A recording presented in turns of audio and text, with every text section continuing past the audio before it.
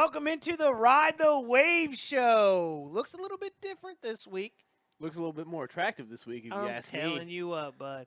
As you can notice, our fearless leader, Clay, as much as I want to say he's out there doing something great and saving bear cats in the Paint Valley community, he is not. He's out on a yacht in the middle of the Aegean Sea, sipping fruity drinks somewhere, so I will not show you any sympathy. Adam, you were solving world hunger when you missed an episode. Yeah, and if I recall, you were saving lives, shark attack victims, if I recall correctly. So, Clay, you're on the dot. So we'll see you for the draft tonight. We're doing a build the band.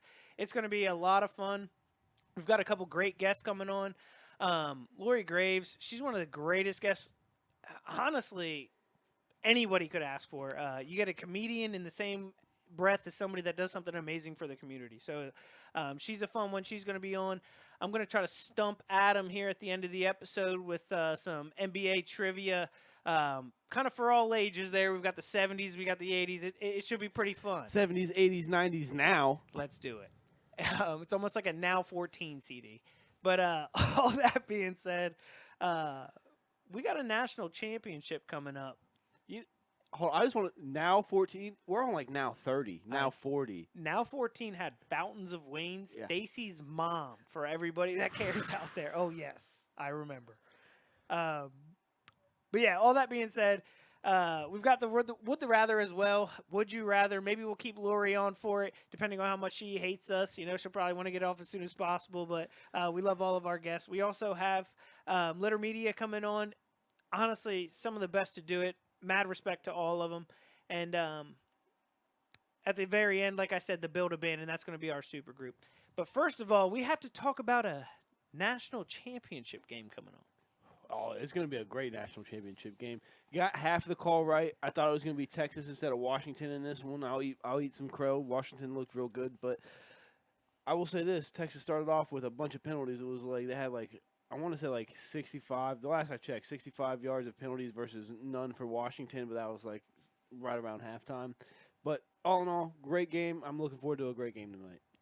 I mean, honestly, it was like business as usual for Washington. I feel like something's brewing down there where it's, they don't need rah-rah speeches, Yeah. An ode to Jalen Hurts, but they really have something brewing down there. They got a great offensive line, some great wide receivers. I'm going with Washington tonight. Obviously, I'm a little bit biased. I'm going with Michigan. I will say this, though. We had two great entry playoff games, first-round playoff games. We're about to have an amazing national championship, hopefully, so that way we can have three, and arguably the best four-team playoff series we've had so far going into the next one. What is it, 8 or 12-team playoff going next year?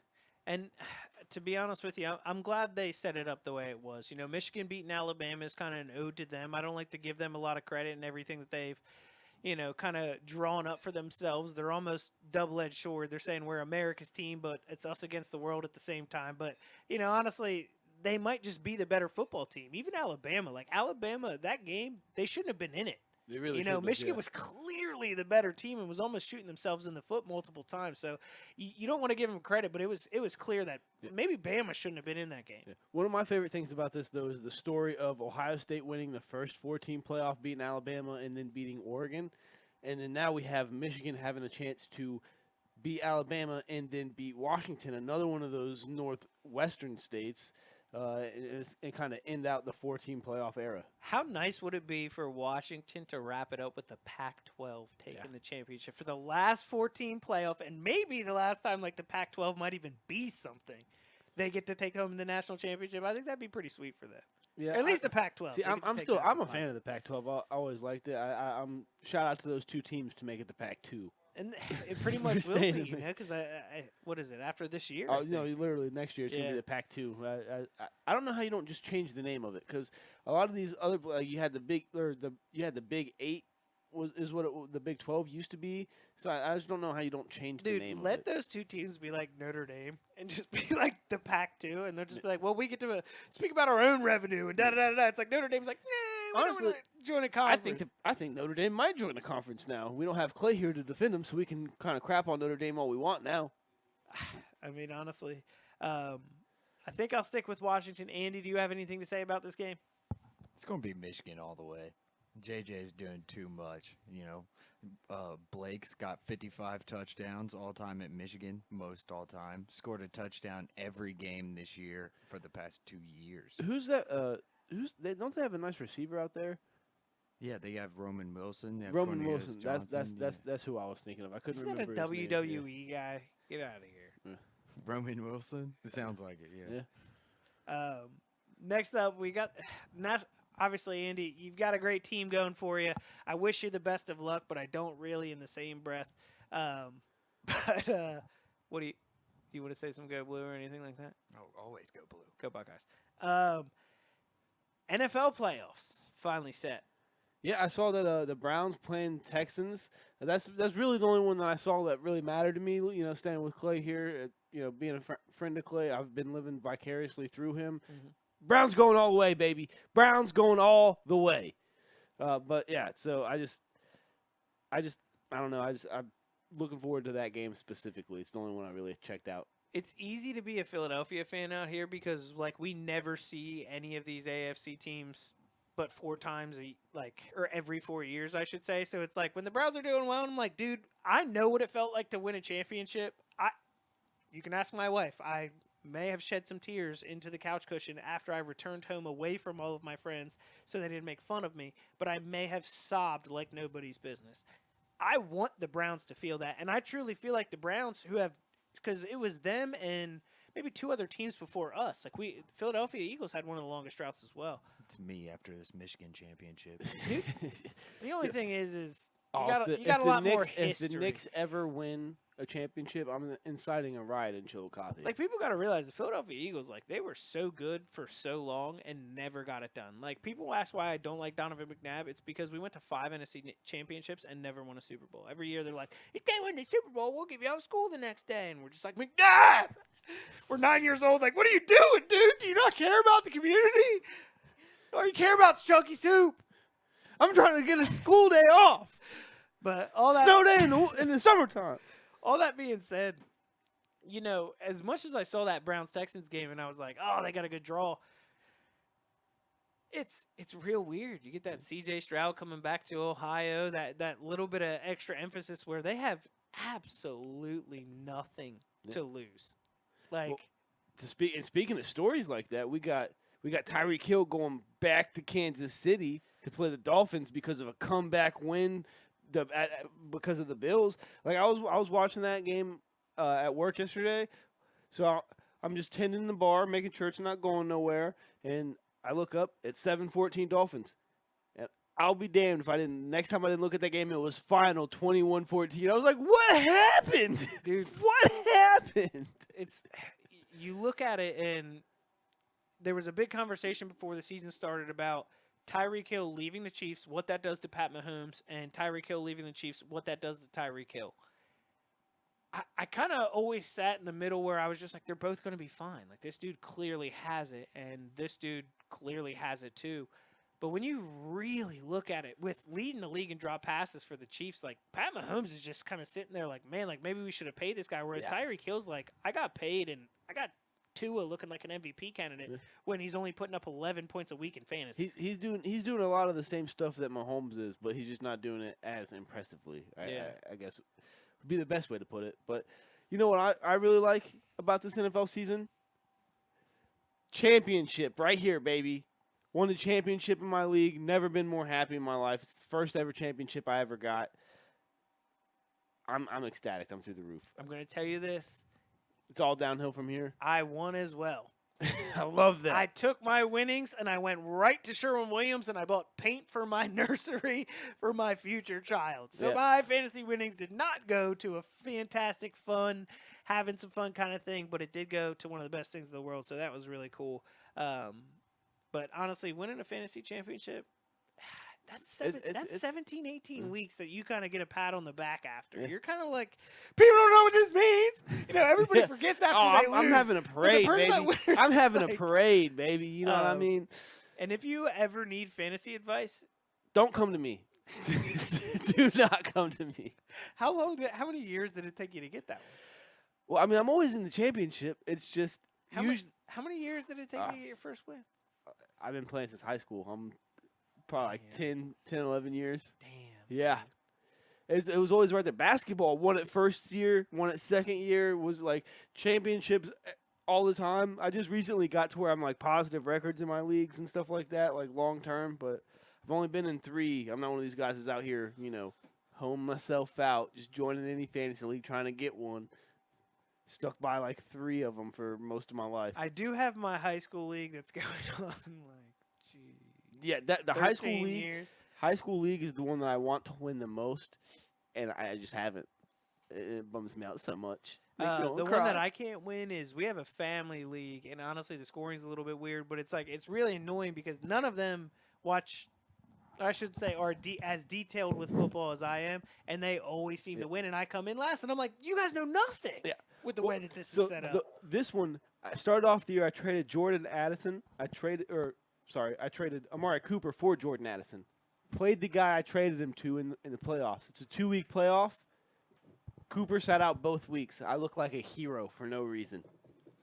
Well, it's 50-50 too because Amari Cooper didn't do jack crap until Joe got there. He know what I mean? really did not.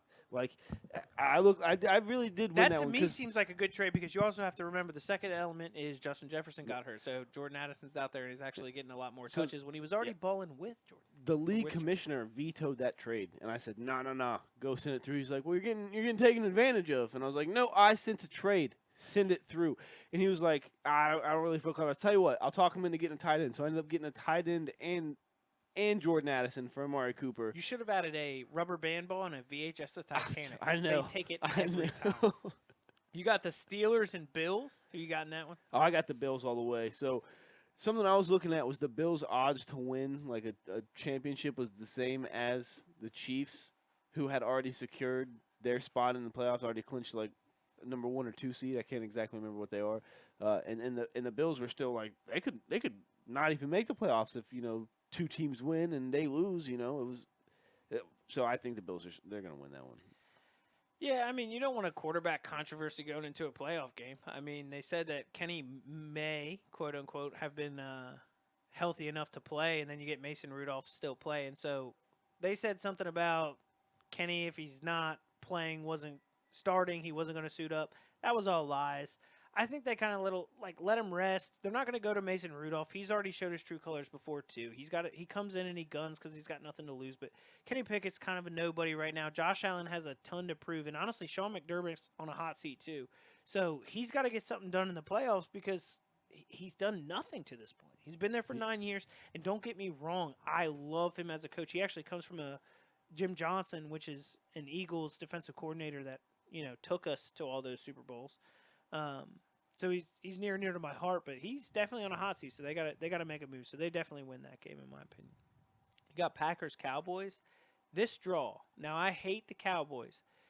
As I look at the NFC draws, I bet you the Cowboys would have rather had any other team. Anybody but else? The Packers. Anybody else? They always choke. Somehow they always choke. It's history against the Packers. They literally the Packers are the one teams that is a wild card as well. Like Jordan Love, like that guy can come out and throw for 3 touchdowns and run for 1 for no reason out of nowhere. And you do not want that against that Cowboys defense because they're really meticulous. They're game film watchers. That's a really good defense. But when you got Jordan Love out there, who's honestly I call him a wild card because call him.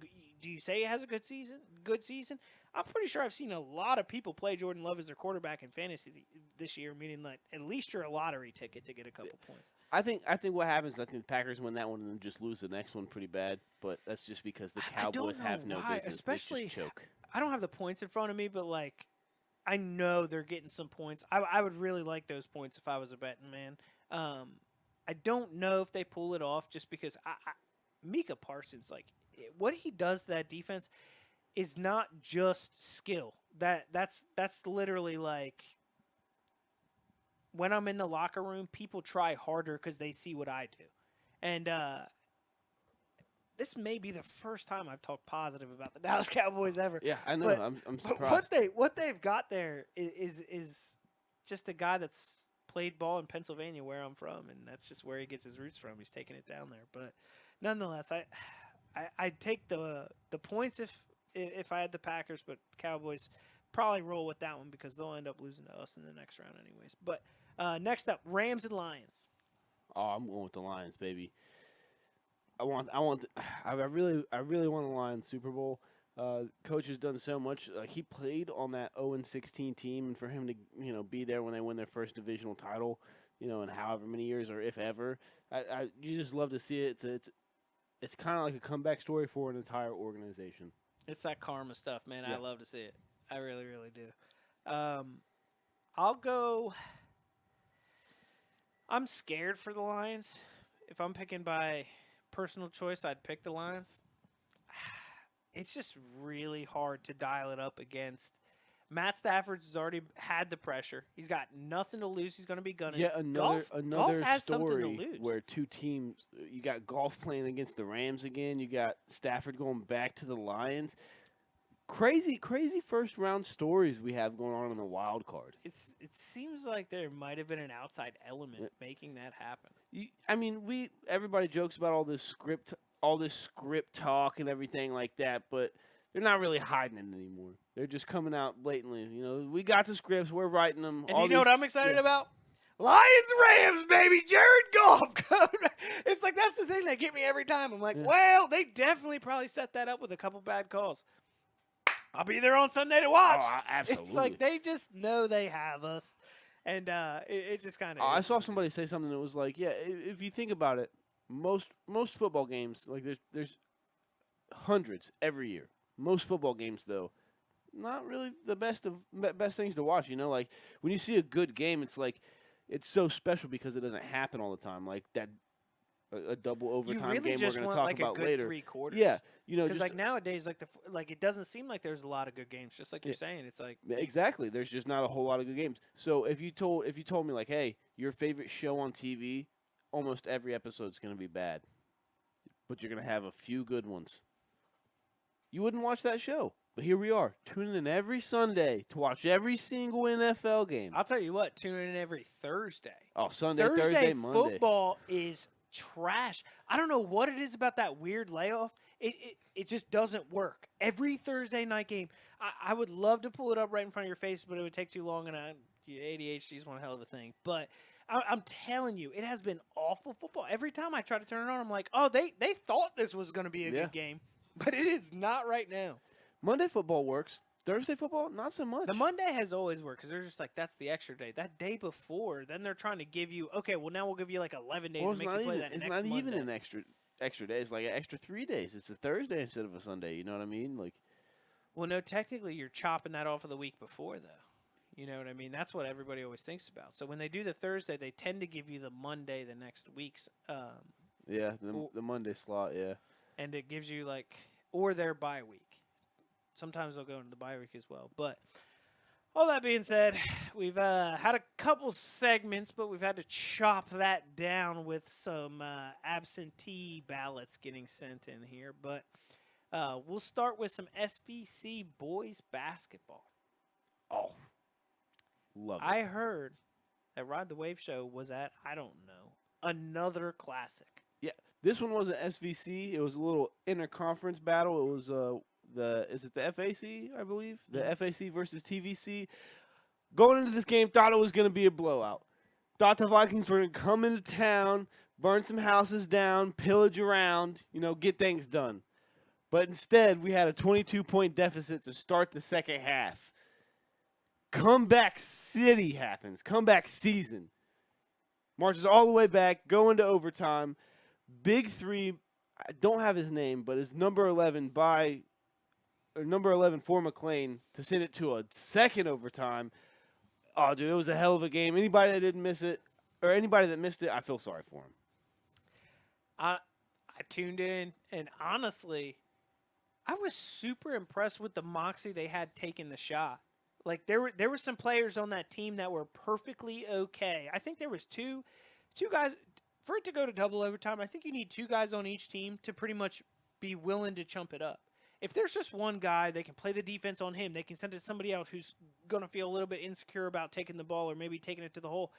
If you have 2 guys that are willing to take the shot, it opens things up a lot. And I think that's what I saw towards the end of that game is just, when they needed a bucket, each one of them I'm not saying they were each had two superstars. I'm saying they had two people that were confident with the ball, and I think that really was a key dynamic. Vinton County had a guy by the name of Cobra Sharp, Chillicothe Truck Player of the Game. Cobra Sharp just came in and was elite, absolutely elite for him. And then this number 11 I was talking about from McLean, I don't have his number pulled up, but him and then number 4, which is Jordan Bell, I believe, they were some key players for McLean. I think one of the biggest reasons why they ended up losing that and not being able to pull off the upset was because Jordan Bell got hurt and they lost that second go-to guy, you know.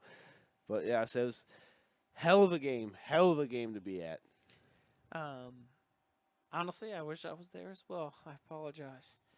I think when talking about the SVC boys, we'll jump over there now. What do you say we start from the bottom up? Why don't we say we do the current standings? We'll start from the bottom up. We'll kind of give our little piece about each one of them. Oh, no, absolutely, yeah. All right. So first off, we got Huntington. Okay. Here's what I said about it. All love to the township community. Okay? Absolutely, all love absolutely to love. the township We community. hope you guys will be out there ruining somebody else's season, maybe taking a game from somebody to mess up their, conference championship contention or anything like that. We hope the best for you, and we're here for you. We also like to see. We can talk a little about football too because we're not leaving anybody else. I'd love to see how many people are doing on the college visits and honestly going out there and really putting an effort to play that next level.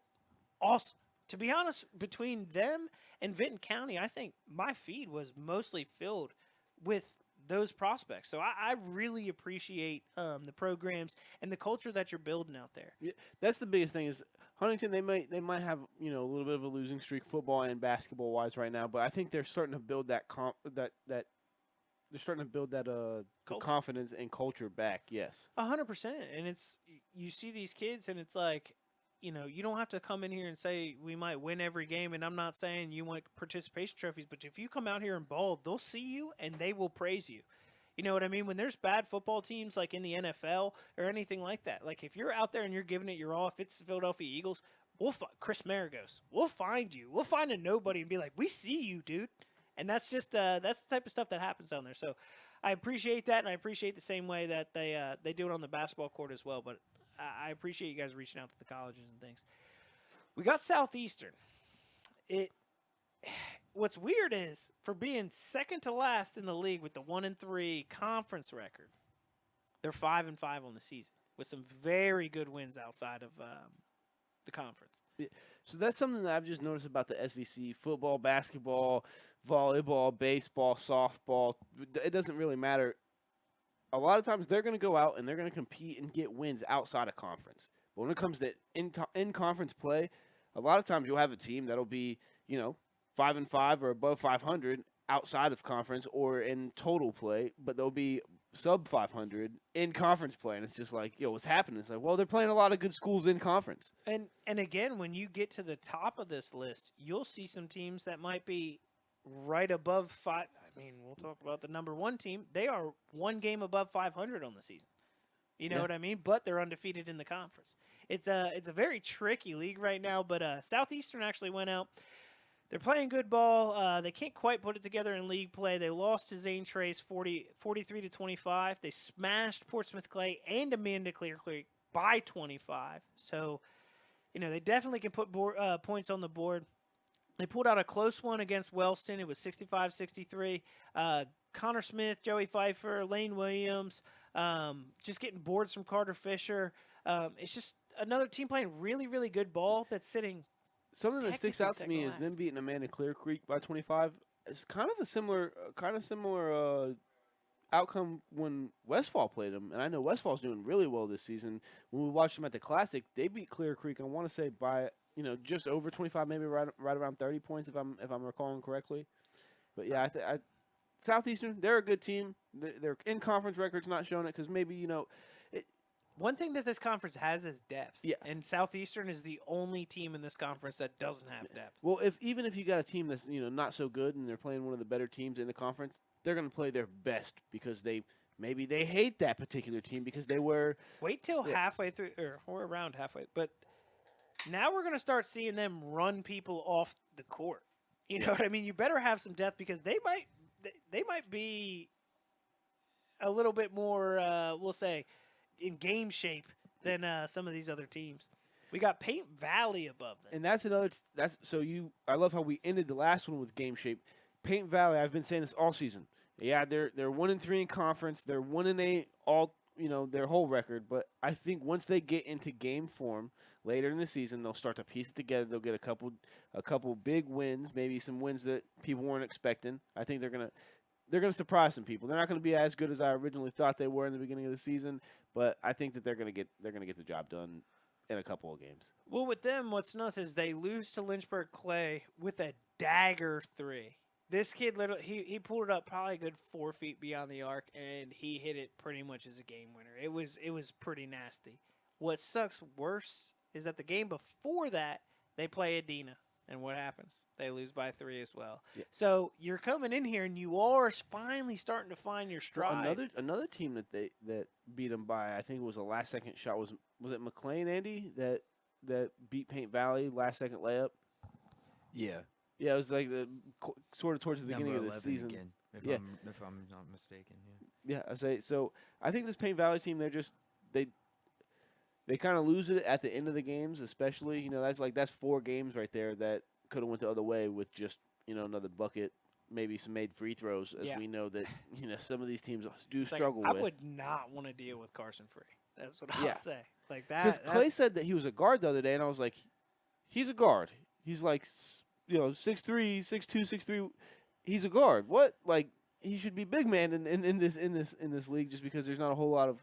But it's kind of an age of positionless basketball. So, yeah, he would be a problem for sure. At the top of the league right now, we've got some teams started hot. There's a team that I think is waiting for them to kind of cool off a little bit, and that's Piketon. Coming in, 100%. riding a 4-game win streak at this point. Might be 5. I don't even know. But they took definitely had a big game against Waverly, playing there for the first time in 3 million years. I wanted to say that we kind of started something. They won their game before that, but I will say it seems like every time we're around Piketon, hey, Tues a streak. They didn't get the streak until we were there. Yeah. So. But that being said, Brett McGuire settling in. Garrett Legg, I think he was the player of the week just a week or two ago. Really settling in as a player that just plays great ball. If you sit there and say, what is he good at? You're kind of just sitting there like, which game was it? He's really good like that. But they take down Huntington and they take down Peebles. They got a great W against, obviously, Waverly that we were at in Paint Valley the game before. So they're on a little bit of a heater here. Yeah, like you said, they're kind of waiting for a few teams to cool off so that way they can maybe make their strike. I do think Piketon's going to be another one of these teams that kind of surprises us. I'd like to see Bo Henry. I think there was a game maybe against St. Tracer the game before that. He had a real nice stat line, and I was like, oh, man, I kind of like to see that. When we got to see him live against Waverly, I was like, you know what? He's got good footwork. We saw him warming up. We saw him chumping up some threes and doing pretty stinking well with it in pregame warm-ups. I wonder if he's kind of the X factor for them to take the next level. Like, Brent's a great player. Garrett Legg's been playing some great ball. Obviously, we got the Minister of Defense out there. Honestly, the Minister of Defense, I think he is just. It's Leighton. I know is his Leighton Kelly. Leighton Kelly. Leighton Kelly. Yeah, I know it's Leighton for sure, but I think he's definitely a spark. He's kind of a. He's a hidden gem. I almost don't want to say it on air. Yes, that way nobody knows. Say it on air. Yeah. SVC, we're letting you know right now. Leighton Kelly is an absolute dog. If you are game planning for Piketon, Brett McGuire's going to get his. Garrett Legg will play some ball, but the Minister of Defense. Put him in your scout book right now. Now, moving on. Piketon, again, hot team. And I'm interested. Team. Again, they haven't played the top of the league in the last couple games, so, but the Waverly one was a big one. Oh, that was a big out-of-conference win for them. You don't want to give them too much props, but, I mean, shoot, this is the time that you kind of lock it in, and you're like, man, put a couple W's under our belt, and let's roll this momentum in. Next up, you got Adena at 2-2 in the conference. Now, this is, again, kind of a weird thing. Couple teams ahead of them, but on a 5-game win streak right now. Yeah. you guys were very big on Adina. I just wasn't as big as you guys were, but I was also big on Adina. But You just hadn't bought the whole farm yet. You bought the barn. You just hadn't bought all the property yet. it really you know? was. You know So, what I mean? I was like, I'll take the pole barn establishment, put my RV in it. But you know what? I might actually make this a homestead. Yeah, exactly. This is one you can move into. This is what you can build your whole life here. They just went in and they beat the absolute brakes off of Hillsboro, 80-57. They shot 33 for 56 with 59% from the field. Yeah. So That's kind of a good game. I don't know. And if you shoot 7 for 10 from threes, you probably end up winning that. what too. that tells me is they're only shooting 10 3-pointers. They're taking great shots. Probably getting a lot of fast break Moving points. the ball and around. that's kind of what I thought their game was going to be all season, was just push the pace and just turn it into a track meet every single game, because they do have the wheels for it. They do have the legs. Oh, absolutely. I think Jody ate her that game. He got himself a 30-piece, so shout out to that. You always like to see that. Oh, amazing mustache on Joey. I tried to call it out for the Adina game. I couldn't recall his name, but yeah, Joey, amazing mustache. Never trade it, or shave it, trade it. And we might be mentioning Sydney on this podcast as well, playing some good ball for the girls as well. Top tier bloodline. Absolutely. They won a close one against Paint Valley as well. That we talked about that one. Paint Valley losing that one by 3. There was 2 really solid performances by Easton Hennis and Lucas King. Luke King coming out here playing some really good ball. You know what I mean? Like coming off the football field, kind of coming over again. Nothing being but the young praises and from everything coaches like that. from him too, saying that like maybe he wasn't hanging out with the the right crowd. I'm not saying that he was hanging out with a bad crowd, just not the crowd that's gonna propel you to push you harder and harder. He started hanging out with that crowd around football time is what they were saying, and now he's bigger, stronger, faster coming into basketball season. He's been a real threat out there. Absolutely. Easton Hennis, there's certain guys you got to have on your team to be able to regulate a game and be able to kind of maybe get a bucket if you need to when somebody's not feeling confident. Maybe they missed 2 shots in a row. You got to have guys like that on your team, and I think that's what Easton Hennis is to Adina. And I think, again, when you're building a roster, they have all the pieces. You know what I mean? It may not be – and that's the problem with the NBA. You look at it – you could look at I don't want to compare it to the Magic, but you can compare it to a Magic or a Kings team where you're like, man, they have all the pieces. But sometimes when you don't have that guy, you know what I mean, the one that's going to take that game winner, that's the only thing I fear from Adina. And I'm not saying that they can't find it. I'm not saying Jody Ader can't do it. Like, the dude is an absolute dog. But I'd really like to see him kind of settle in and just, I don't know, just almost play like nobody else is in the gym. Yeah, I said earlier, you can build it's all about building culture, but also you need to build culture with confidence, because without the confidence, you're not going to have that guy that's going to step up and actually. Every basketball team needs a guy that can miss 1,000 shots in a row and be like, well, I'm going to make the next one 100%, no doubt about it. Mm-hmm. So that's I think confidence is most important in basketball. It's important in other sports, but I think it has a whole new importance in basketball. We saw it against Unioda. In that beginning of the game, I will not call it shell shock. They've got a lot of great players out there, but without that slow start, they probably would have had a way better chance, especially when they stormed back. You know what I mean? So, you want to speak about confidence in the SVC? Carter Langley having the confidence to take on both, every Unioda big down there, because he was kind of the only big guy other than Gunner the Stunner coming up, but just having the confidence, to be able to bang down there with multiple people, and it's just kind of you down there. And able to pull off the upset, so that's like the difference in confidence, where maybe Adina just didn't quite have that confidence to come out. They're playing we're playing a Unioda, such a great team. It was almost annoying to watch. You know what I mean? It's nothing against Unioda. I just wanted a little bit of a closer game, and that big jump out. And again, when Zeke comes out and just is cashing threes and things like that, it gets a little bit difficult to stay in the game. But I would have liked them. It makes it a little difficult to be confident when you got this guy. It's like, it doesn't matter what you're gonna do to me, I'm gonna make it. Bryson Smith, I think, is a really, really good basketball player, and I wouldn't mind to see him kind of create a Euro step, maybe kind of do something where he gets it. I'm sure with his build and the way that he dribbles the ball, he could come up with a move that I doubt somebody could defend, and just kind of hit that one move 60 times in the driveway. Because, like, I saw him watching him play, I was like, man, like you got a little bit of it. Yeah. You know what I mean? Like growing up playing with I played with a kid named Levi Boring who had he didn't have a whole lot. Levi Boring. Yeah. No offense to you, bud, but I just wouldn't want your name. Yeah.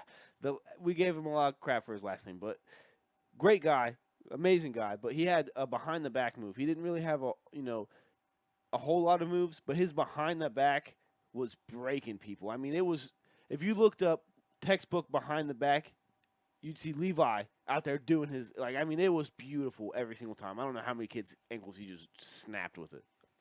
Amazing move. But yeah, that's kind of what you're talking about. You just need that one go-to move, drill it a million times every single day.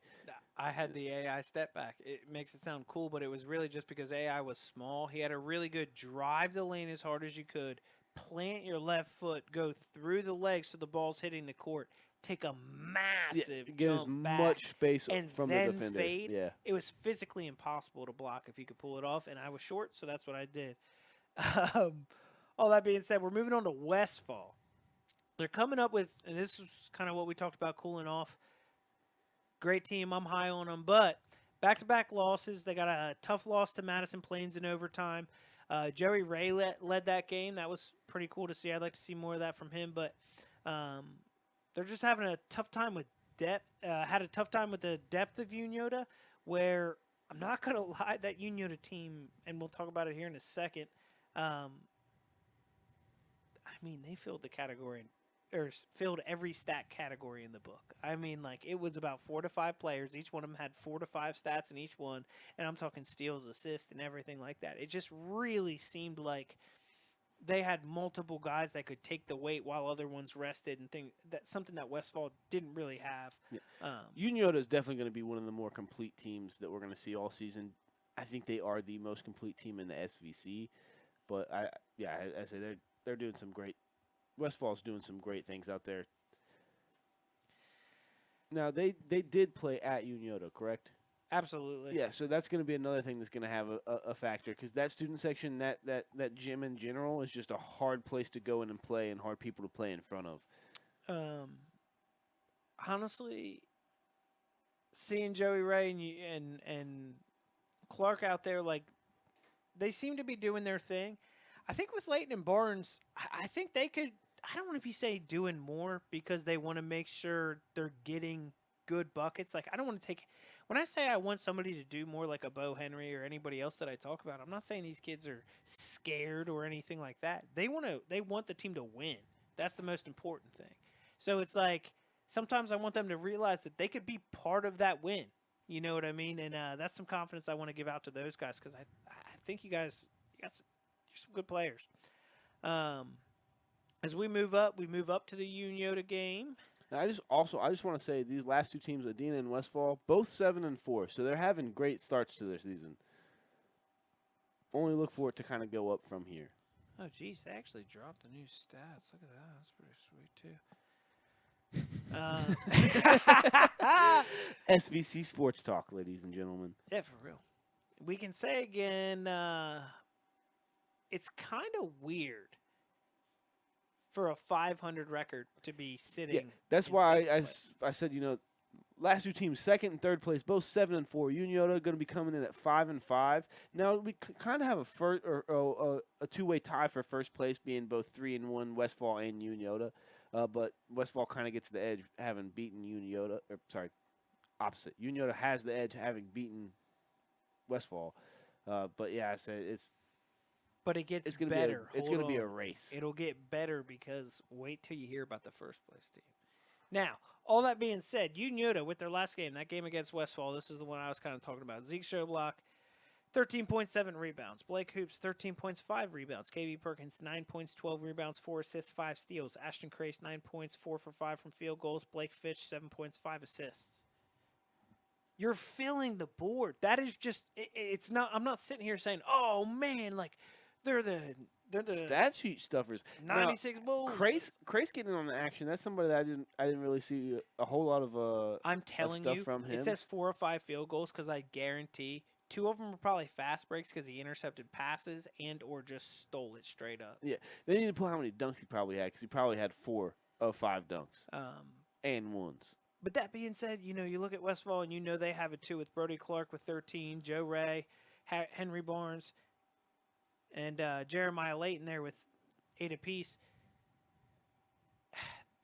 I'd like to see a little bit more from the bottom of that lineup, but when they're coming out there and you just have these dudes flying around with fresh legs, because what they don't put around those kids is the guys that kind of came in to spell them when they needed even just 2 minutes of rest. The kids might not realize that, but it's something. You know what I mean? And that's something that the coach is doing. All that being said, what do we got here? They got the dub against Westfall. They lost a tough one to Washington. And it kind of sucks, too, because Zeke and Fitch both got over 20. Big Perk had a double-double. And against Alexander, it says read the stat line. So that must have been something kind of important. Let me read that to you guys, too. Oh, they did it again. Yeah. Zeke got 20 points, 18 in the first half. Similar to what we've seen from Medina. I wonder if he did that in both halves, what would happen? That would be a lot of points. All that being said, with 5 rebounds, Blake Fitch, 11 with 8 assists, 4 steals. Blake Hoops, 11 points, 5 rebounds, 5 steals. KB Perkins, 10.6 rebounds, 3 steals. You kind of look at it. 12 steals between those 3 people. It's just kind of one of those things. And again, Was it 12 or was it 11? Sorry, yeah. 12 steals between those 3. Something math. But nonetheless, they've got a really deep roster. The thing is, if somebody can come up with, I don't even want to say a Bryson Smith, but if Bryson Smith can kind of come up and be that X factor and just kind of have that move, I think something that might beat Unioda. It's a great team. Again, they're 5-5.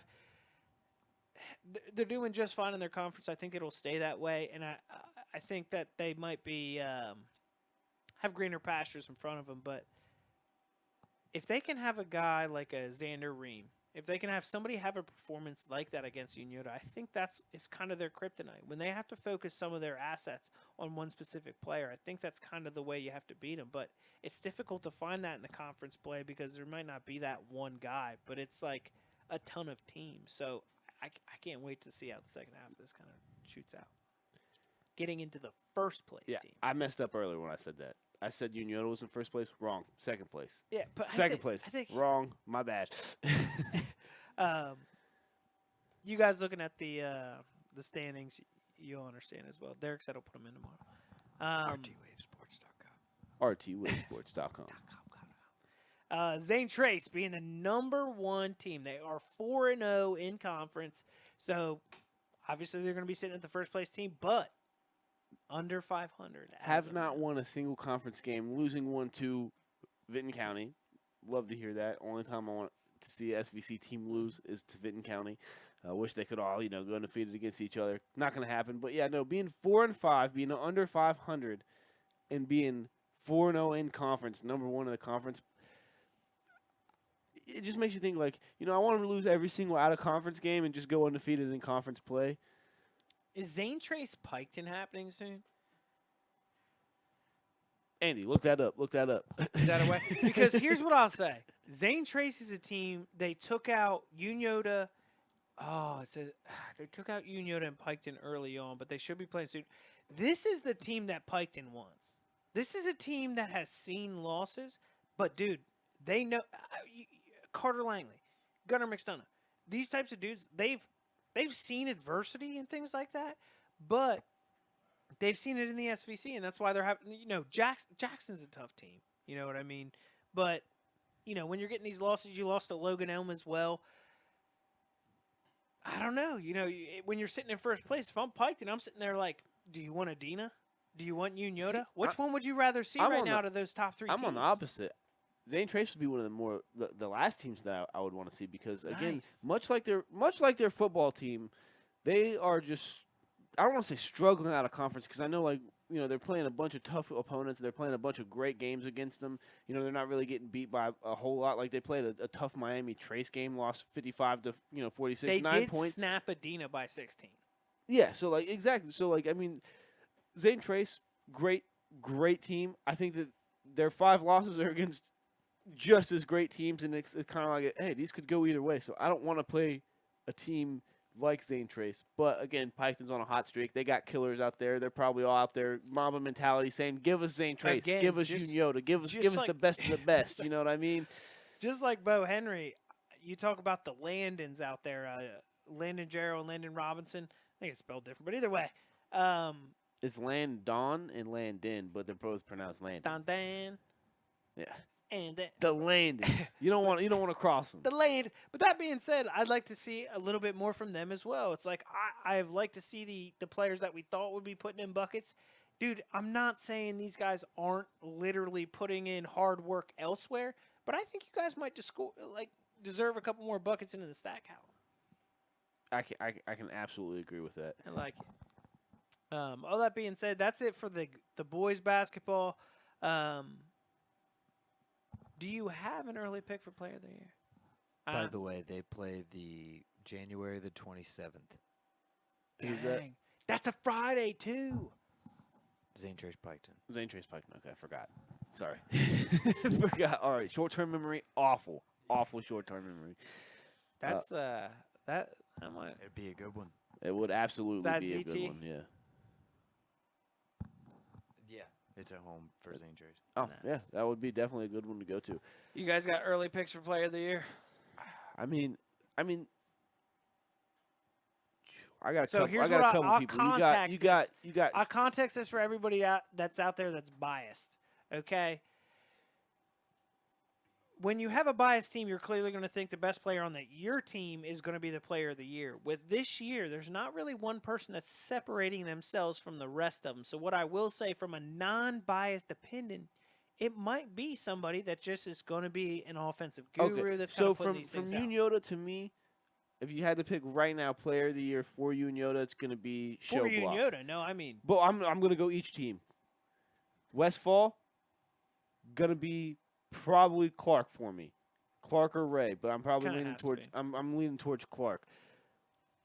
Piketon, gotta go my man McGuire. Just dog out there. I can't say Paint Valley right now because I haven't seen a whole lot of their games. Carson Free. The dude it's been kind of crazy. I've Carson seen some of Free. these bro. Okay, I'll go with Carson Free. We'll do it together. We'll do it together. Because right now I already agree. Adina, I'm gonna go with Jody. Amazing It's mustache. Yeah, I say dropping a 30-piece. Think he's just gonna get the job done. You know, I think that's my guy there. Zane Trace. Now that's a trick one because we were talking about like, hey, they kind of play so well together. So I mean, it could go Landon Gerald or it could go Langley for me, just because I think even if his stat line's not great, I think he's holding down the front court for sure, and that is very, very important in high school basketball. When I'm I'll just say in a league with like not a lot of bigs, Houston. he is the Exactly, one big you'd point to. That and be is like, what I'm that's talking what about. you should play. Because like, you know, you got Jordan and KB Perkins down there for Uniota. Houston by the end of this season is going to be an absolute dog. I think he's going to be a game changer. I think Carter Langley's almost holding a torch right now in both sports. I think he's literally sitting there being like, dude, I've been a dog for years. I'm a veteran. I'm going Wolf. I'm moving on, and I'm not saying he's not a dog right now. It's just literally you roll in and you do dog every day. So I'm thinking. I'm going to go with Houston because the rest of the season is going to be. But the teams I just really haven't seen a whole lot of, or I guess a whole lot from, is going to be Paint Valley, Southeastern, Huntington. So I don't really have a guy for those three, but we decided Carson Free for Paint Valley. Absolutely. Yeah. What was the other ones? Huntington and Southeastern. Connor Smith, definitely the one for Southeastern. Joey Pfeiffer's out there too. He was a baller as well in football, I believe. But Huntington, Noah Potter's always out there. He's playing good ball as well. He'd probably be theirs. Like we said, Carson Free, Brent McGuire. Dude, to be honest with you, it's hard to pick just one person, so that's why I had Garrett to go for each team. Yeah. I might pick Garrett Legg for Piketon. I want to say what he I'll won say Richie's is player of the year right now for me is Jody Ader. So I think that's who I'll take. The problem is that a lot of this changes with how well they go up and down. You know what I mean? Like, if Adina's sitting at the bottom of the conference, and I don't want that to happen, but it might happen. That's why I'm kind of leaning towards either Landon Jarrow or Ricardo Langley, just because they're at that one spot, 100%. and it's just for the 100%. SVC. So 100%. But again, man, I also believe that this shouldn't could really change have so such a big quickly impact, because but Zane Trey's pulling off early W's against Piketon, early W's against Unioto. When they go back around, that 4-4 could turn to, 4-0 could turn to 4-4 really quickly. Oh, really, really quickly. What does that move us on to? The SVC girls. Hey, are you ready for this? Are you hanging on the edge of your seat? I am just actually to let hanging you guys on the edge know, of my there seat. is no back to his chair. We're just all back. It's a broken back chair mountain over here. I love how I was just playing with like part of the broken seat. All right, so we'll rattle off some stuff with you. You can give me your thoughts as we go. First off, I'll start from the bottom. Zane Trace. One, I believe they are doing something really cool. They're giving out awards after each game. They've got a hard hat, which I think is for hardworking. Dog bone for absolute dogs. And then a Windex. I think that's just for for glass cleaner. I do like those awards. I think the biggest thing is what I see is support from the community around them, and I mean that's what it's all about. Like they're out there having fun. Like I mean, to be honest with you, sometimes when you take a picture, you can see if somebody's not actually happy while taking it. It just seems like they're having a good time down there. Well, again, that's a part of like the building the culture and confidence that they're kind of working on. Leading into Paint Valley as well. Yeah. So correct me if I'm wrong. Zane Trace girls, they haven't been really, all that good for quite a while, right, Andy? Right. Yeah. So I mean, the fact that they're actually enjoying themselves playing basketball, it's something that's like, it's great to see. I think they're going to be on the right track soon. It's just really right now it's instilling confidence and building that culture up, and that's something that I've been wanting from Zane Trace for a while for their girls basketball program. You gotta have fun. Paint Valley coming up next.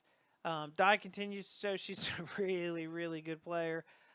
Sophia Stauffer, Delaney Mannion, they play some really good basketball. Paint Valley's building something. It's really annoying. She's got a good like, program going down there with those girls. It's the way they play basketball. I understand. You don't give participation trophies, but you can point out things that you're doing well. And I see some pretty good basketball. I don't want to say I see. But I sit there as you track these games and talking to the people that we do know from around that, it's good basketball. It's not like they roll into the gym or anything like that. So I get a little bit upset when I see the record. It's not. Yeah, I don't like to talk about the records as towards the bottom of the league because again they're still playing good basketball. They're still having good games. They're still a lot of times unless they're playing like a Unioto, a lot of times they're still in the games. It's still. It's good basketball. It's building blocks to get better.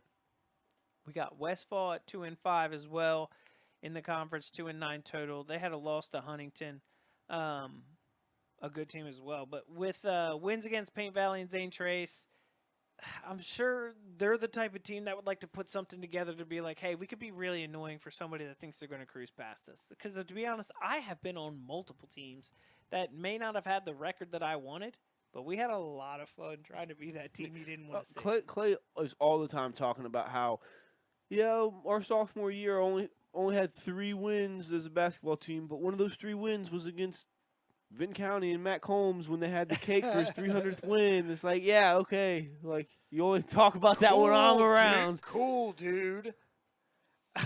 All that being said. I think we have our first guest on, Tony. I love how you looked at the door. Well, to be honest with you, we're supposed to have people coming in, coming left and right. Hold on 1 second. I'm having some technical difficulties. Well, no, we caught us in the middle. We'll come back to this afterwards. Yeah, we'll just come back. We'll loop back around. Okay. Coming in halfway through our girls basketball, and honestly speaking, he can definitely do it better than we can anyways. Mr. Dave Ramey. Dan Ramey. I apologize. Jesus. Mary and Joe. Can you hear me okay? Yes, sir. Yes, sir. We got you on. Well, to be honest, cool. I lost headset for a second and I couldn't hear. So when he was talking to me about setting up, I couldn't hear anything. We are trying our best out here at Ride the Wave Show. Mr. Dan, we are halfway through talking about SVC girls. I think you might be Cool. able to kind of help us out with the rest of it. We're actually getting towards the top of it. We were just about to get to Piketon. Are you willing to help us? Well, I have limited knowledge on Piketon. About the only thing I've seen so far has been Unioto. So, Well, I mean, they're definitely on the list. We'll yeah, get there yeah. in a second. To be honest with you, when we talk girls, it generally gets a little boring. Yeah, You guys have a team out there that is that Union girls team is something special. I think they're probably the best girls team I've ever seen play in person. all right, we'll start from the top down. We'll just go. We'll we'll just move go back to past you. it. Yeah. But that being said, pouring it on against Adina, I think that Adina game, I was really surprised at how much you could take away a nice victory and not be happy with it. When you look at somebody like Miley, there was a lot of shots that I think she wanted to have back and still had 20 points. When you look at a team like Unioto, do you feel like they really have a push to get up there against, I don't even know, like Unioto faced the Purcell Marians and other teams like that are, top tier in Ohio? Yeah, their talent level is far and above many here in Southern Ohio.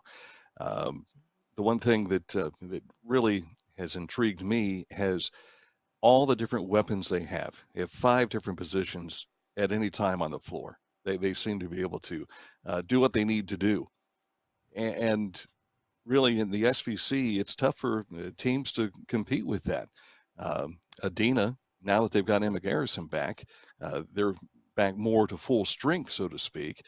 But kids have to do what they can and play at a higher level when they take on this Unioto team because they are just so loaded. No. And The depth I've is seen some. unreal. Yeah, It I've seen really some really is. good teams over the years, and when you factor in who Unioto has met in the districts over the years, like Sheridan is another one of those teams. Warren in the past has been another one of those programs that can just plug and play every position they have. So once you get into the district tournament level, you start seeing who they can go toe to toe with. And then you're talking the top 32 teams in the state, and you start finding yourself in elite territory already. Well, But like this weekend, they take on Westerville South. That's a D1 program. It'll be interesting to see how they match up with a much larger school. didn't they just play a top 10 ranked school in all of Ohio? Yeah, I think that's right. Yeah. I was wanting to say they're 5, but I didn't remember if they were 5th or 10th. But yeah, just the fact that, and if I recall correctly, they beat them by double digits, right? Like right around 10 to 15 points. That sounds about right. I've not followed the girls as closely as I have the boys this year. Absolutely. Yeah, but that girls team, I just honestly, I think there's something real special out there. Oh yeah. You Jeff Miller's got to go on.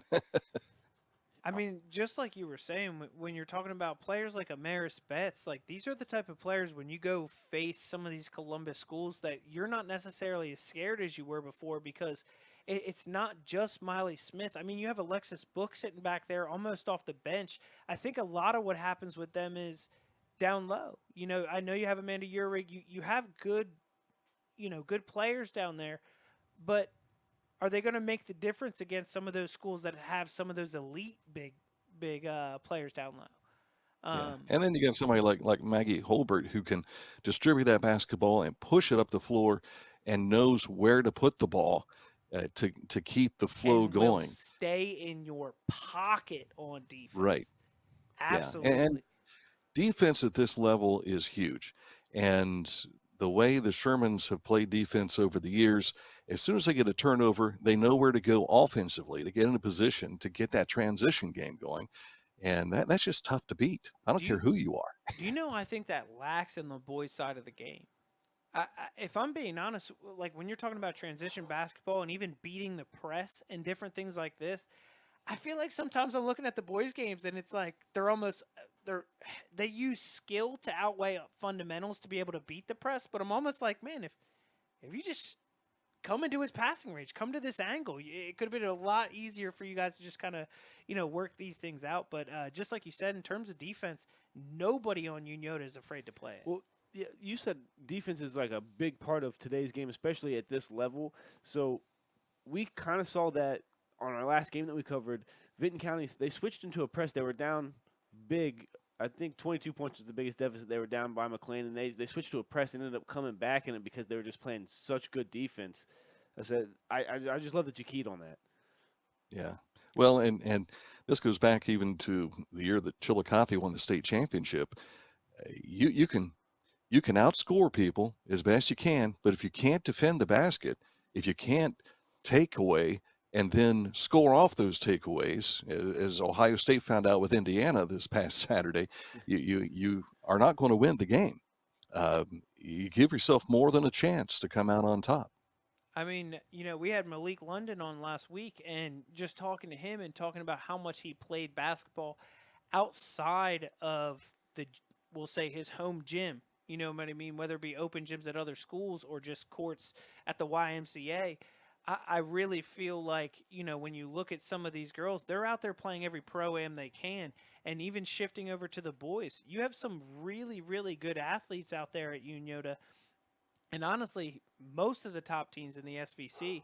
But all that being said, jumping back to it, we've kind of had a topic here at Ride the Wave where, when you're looking at athletes, how much you weigh lifting to actually playing the game in which they're playing.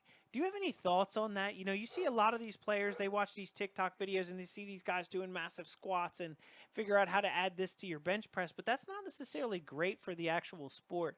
You have any opinion on whether or not Malik London did? His obviously was, hey, we had a coach where it was ball. Yeah. We didn't care about lifting. We wanted ball 24/7. We want ball. And it worked for them, and I think it kind of gave me a flashback when you talked about the state title team. You got to be able to play defense. I think you learn that when you're playing some of the best kids in a raw area and you're just constantly building this team mentality. But Chillicothe has been removed from the Ohio Capital Conference for a number of years now. But the one thing that I saw back in the 80s and into the 90s, far and away different. For instance, you would watch an SVC game. Now, granted, much smaller schools. For instance, you take a look at like Jackson County. They've got Jackson High School. They've got Wellston. Ross County, there's 5 different schools. Plus Chillicothe. If you were to lump all those kids together, you might have a super team, so to speak. But getting back to what I was going to, in the SVC, fundamentals were key. Strength, bulk, not so much. But then you go to the OCC, you've got bigger kids. Many of them are multi-talented with different sports. Now, I know, again, at the SVC level, there are kids who play all 3 sports, throughout the year. But at the much larger conference in the OCC, you've got more kids to choose from at larger schools. And I noticed that some of the Chillicothe teams just had difficulty against the strength inside. And I really think that had they done more in the way of weightlifting to present themselves tougher when they go inside, able to, instead of be knocked down, to hold their own, I think that would have made a difference for some of those basketball teams. Now, if you have this conversation with Joe Stewart, who was coaching Chillicothe back in the 90s, he might say otherwise, because I think he was from that old school of you don't lift weights during the season. You do what you can to maintain your body, but you have to be careful because it can alter your shot. So I think there's a comfortable mix between the two, that you don't go crazy and try and bulk up. But if you're inside guys, and if they've got some girth to them, you want them to be strong. You want them to be ready to go. But you want your other athletes to be toned and able to make the agility moves left and right. I don't know where Dave Shoemaker would weigh in on this. I have a feeling he might be along the lines of strength and conditioning with some weightlifting. But I like how you said it. It's better to have your big guys, your front court, have them lifting all season. You want them to be your brutes down low, but maybe not so much with your backcourt because like you said, altering your shot. You want them to be more toned. I like how you said that. Well, the thing is, these guys not only have they got the ability strength-wise, but they have to maintain that level of finesse. You have to be strong enough to go up and grab that rebound, but when you go to put a shot back, you don't want to muscle it up all the time. Uh, you take. Do you guys remember the Shack of the Mac, Gary Trent? Uh-uh. Oh, Now we're talking. Sounds very familiar. Yeah, he played in the NBA for several years, but he was at Hamilton Township in high school, and then ended up going to OU. And he basically was a baby Shaq, and they called him the Shack of the Mac. And he had a shooting percentage in high school that was around 78, 80%. And a lot of that was because he had the strength, the upper body strength, to manhandle anything inside, but then had the finesse to be able to make that shot when he got a rebound. Anthony And Bennett. yeah, so this is the kind of thing that I think we forget about. So High school boys seem to forget about fundamentals. The girls are more fundamentally sound. And this is my own school of thought. I think ESPN Sports Center highlights have changed the game in that regard. Oh, I think everybody 100%. wanted to be what they could be on TV. One of my best friends, he comes on every now and then. He's actually he's a teacher at a prep school in Philadelphia, as well as a basketball coach there. And just like you said, something that resonated with me is that when you get to some of those city schools, it is not the same athleticism. Like, you cannot kid yourself. When you looked at Zane Trace and Purcell Marion, I mentioned that because in women's, Purcell Marion's pretty much the creme de la creme this year, at least the past 2 years. But that being said, when they came in and played Zane Trace, you could pretty much openly see that they were going to have to prove themselves to say, hey, they're not just going to run down our throat. Yeah. And that quarterback kind of did that. You know what I mean? It kind of came in and it worked for them. And sometimes you look at it and it's just like, you are just not athletically inclined as they are. You have to realize that when you get to those city schools. The biggest eye-opening, stat for me this season, just watching the SVC in general between boys and girls, is like you said, girls are usually more fundamentally sound. Just the free throw percentages from the girls to the boys, like it's just crazy how much better the girls' free throw percentages are than the boys. Yeah, it's things like that that really change it. And a lot of the girls that are very advanced either had a brother or a dad who was a player or a coach, and they probably got them started earlier. Sydney Noble said the same thing. An Olympic medalist, for the women. She literally said it had a lot to do with her neighbors. It's people in close proximity that she was competing with, and things like that. So how do you feel about the Uniota boys? Sitting at a 500 record, you sit there and you're like, okay, 500 is pretty good, but they're sitting in second place here in the conference. With such depth and the ability to kind of put stats in any category, how are you feeling about them this year in the SVC? I know Coach Hoops and many of the coaches that find themselves at 500 are kind of scratching their head, especially when you see the talent level that they have with Strobelach, the way he's been playing, both Hoops kids and everything too. So, and you can really break it down different ways. But I know that sometimes a game gets away from you, and it's like, we were maybe one or two possessions away, but it's those ones that are your 7 possessions away. And it's like, man, we got to hit back into practice. We got to take a look at the turnovers. We got to take a look at the decisions we make and just make better decisions, better shot selection on the offensive side. But then defensively, once again, get that ball, transition back and turn it into points. And that's I think the secret to a lot of this that sometimes we don't look at. And one thing I'd like to share with you is the AAU level, guys playing year round, like you said with Malik London, going to different open gyms and everything, you get a chance to learn different styles of play.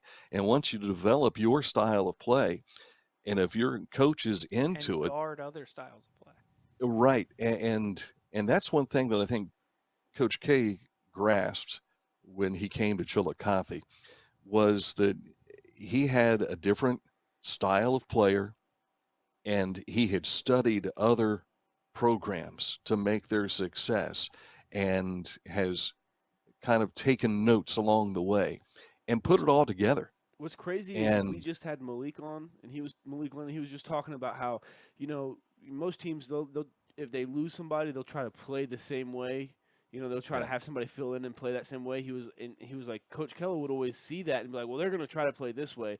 We don't have the same pieces that we had last year, so we're going to play a completely different way than we played last year, and we know how they're going to play this year based off of how they played last year. So I think it's just crazy that there's a reason he's 4-0 right now in conference play, looking at the top spot right now in the SVC.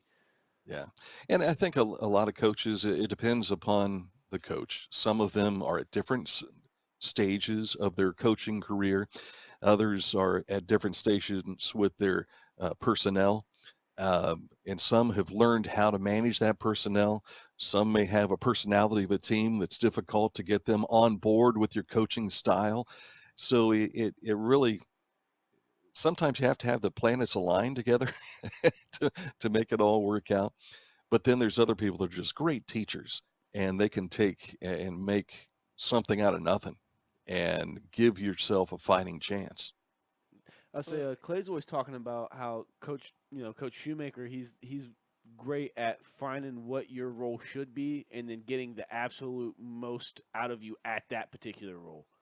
So I think like you said, every coach has their own little niche. Whether it's they're a great teacher, whether they just have the best X's and O's, or I like that a lot.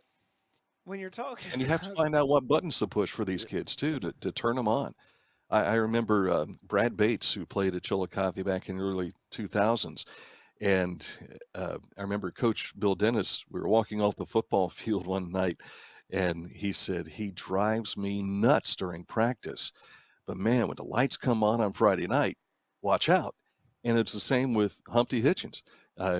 Talking to the people with Humpty over the years that practiced with him and everything else, he would say practice was crazy. But then when it came game time, man, we were ready to go fight for this, and they came away winners more often than not. I think there's sometimes it's almost a breath of fresh air when you get to practice when you care about the game that much. And I think Yeah. there's very few players out there that are that way, but there are a lot of players that come through this area that are that way. And when you look at that Unioto team, they're really really deep, but who's going to put their stamp on that when they get out there and they start facing some of those harder teams? And even Zane Trace being in front of them right now, they snuck out an early win against them, and I'm not trying to toot Unioto as per people think, but when they get up there, they're going to have to find a way to where it's like they're going to pick out that Zeke might be the best shooter pretty quickly. It might be, especially with the way he lights up the first half of games, they'll know pretty quickly. I And you're think not it's going quite to come down to somebody like a Blake Hoops maybe calming down and being more of a facilitator a little bit. He's a great ball handler. I'd like to see him more use that to then pass or something, because he really does have good handles, but sometimes I feel like, maybe not being seasoned as much as his brother, who is a calm, cool, collected dribbler. You know what I mean? It's almost like they have a dynamic where they might need something to shine through to really be like, this is what we need to do if we get in a tough time. Well, let's remember we're not halfway through the conference season yet either. Yeah. And in the same respect is a lot of times players are asked to do different things against different teams. And as you mentioned, Unioto, they've already faced Washington Courthouse, who is a tough out. They've got another several. I haven't looked at the schedule to know off the top of my head, but it seems like anybody outside of the conference has been designed for what the postseason will be. And let's be honest, you have 2 losses in the conference.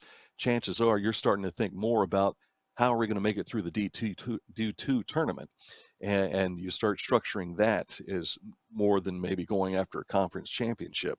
Maybe not with 2, but maybe 3 losses. You start thinking about the postseason as opposed to the current season. But everybody wants to find some consistency along the way. And there's pride in every one of those programs. I don't care if you've not won a game yet or if you've won them all so far. There is a level of pride in a conference like the SVC. So do you feel like Uniota doesn't much care about the conference then? You think their grandeur? No, not the case at all. You kidding me? Matt Hoops, Yeah. if he's watching this right now, he would call me up tomorrow and say, listen, no, they do care about the conference. There's no question about that.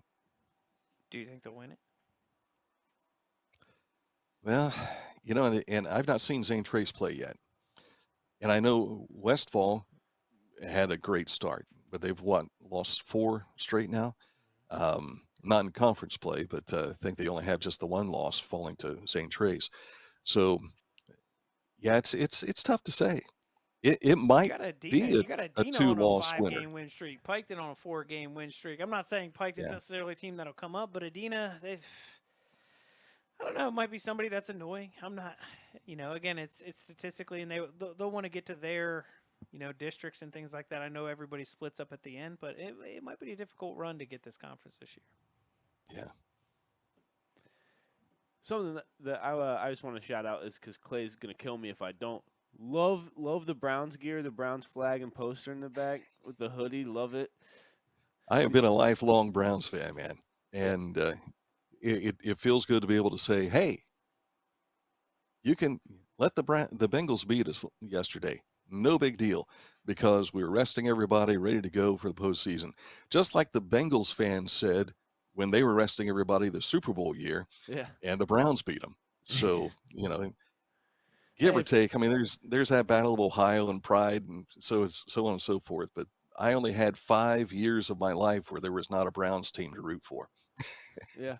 I'm glad to have that was probably a big time when they came back. I say, did you celebrate the Ravens Super Bowl when they won as like it was a Browns one, or didn't really celebrate, but in the back of my mind, in the back of my heart, I'm like, but you did this with the Browns. Ozzie Newsome was helping make this thing happen, and Art Modell was still there. And, so, yeah, Clay's all the you time hated saying, it. the Browns have a Super Bowl. They have one. It happened in 2012. They have a Super Bowl.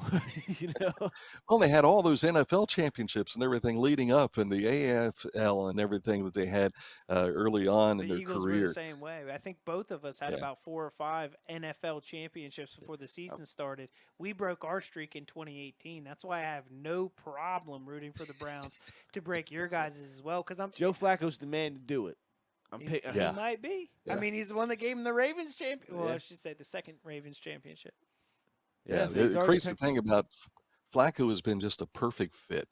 And I when they said that he was available and they were offering him, and I remember seeing on Twitter, I think it was, there was a picture of him getting his carry-on luggage off of an airplane, and I'm like, no, are they pulling my leg? Is he really in Cleveland? And so I got amped, I got excited, and then to see him come right out and play the way he has, that gives us a lot as Browns fans. And I think anybody that's over 35, it should make you feel good and root for this guy. Yeah, I said the salt and pepper that he's got going on in the beard. I said, I don't know. I don't know why you have to say 35, okay? I've got plenty of salt and pepper over here. I've got a kid and a half, okay, one on the way.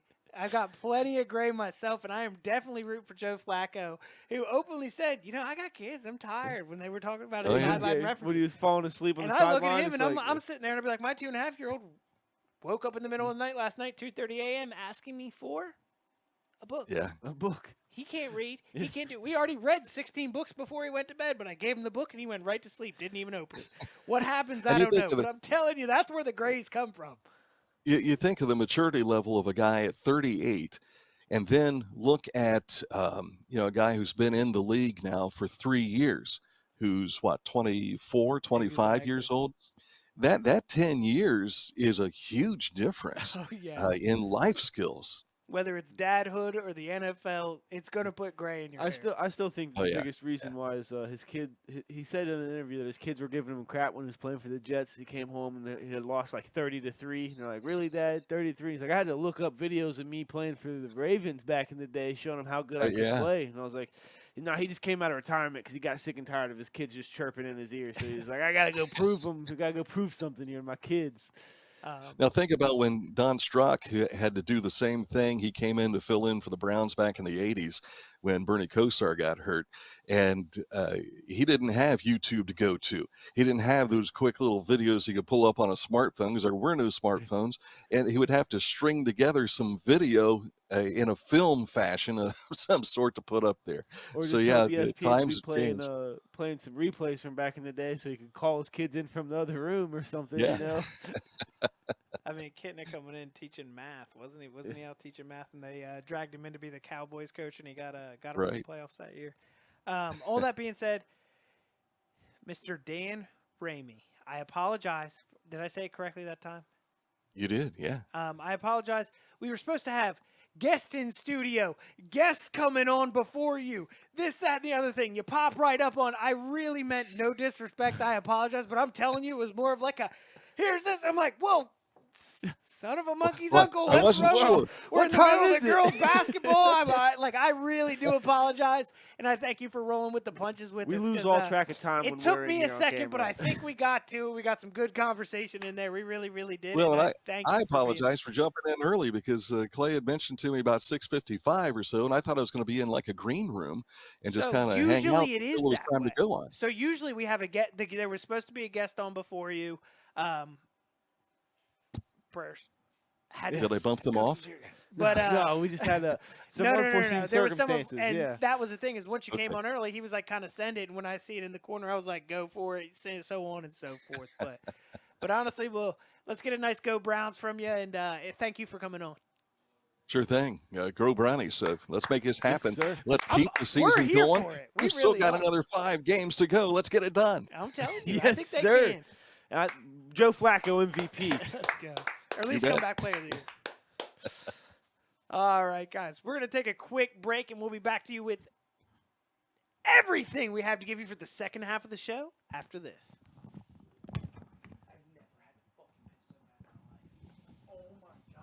Are back with one of the best guests you could ever have on the planet, and it is our fearless leader. He is out on a yacht in the middle of the Aegean Sea sipping fruity drinks, Mr. Clay Archer. What up, what up? Clay, we got to talk a lot Thank about the you guys for SVC holding boys, down the fort. SVC boys and gals. Okay, we talked about some Yeah.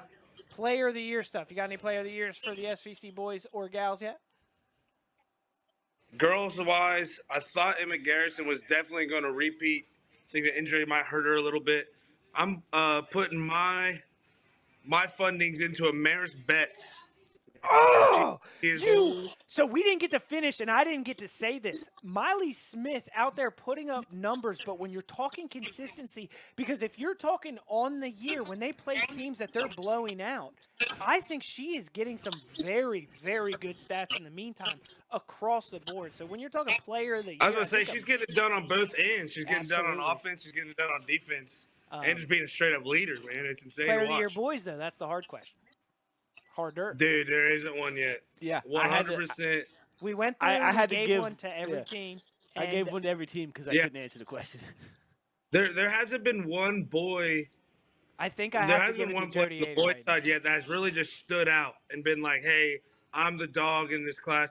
There's a lot of guys that are dogs in this class, but there hasn't been one that just completely Dude, separated them from the with rest Zeke of the pack. I Showblock, think. one thing we have to talk about is that dude is annihilating first half of games. Oh, he is. I'm Yes. not saying he hasn't played a complete game all season. I'm not saying that. But in some of these big games, he's the reason they're winning, but he's doing it quickly. And for Yeah. him to be player of the year, I really want to see him do. I mean, come on, man. He had a great game against Washington and man, sorry. Westfall. No, the other one that they played out of conference. See, that they on barely Uniota, lost to. the most, if we're talking about consistency, the most consistent player has 110% been Blake Fitch. No questions asked. I mean, he's the definition of consistency. The only time he's not consistent is normally he's scoring about 10 or 12 points. Sometimes he'll go to drop 20. But you So- know, consistency isn't necessarily what wins you that award. You know, something like Jody Ader, True. where he's putting up a 30 piece, and you know, I was talking to Adam about it.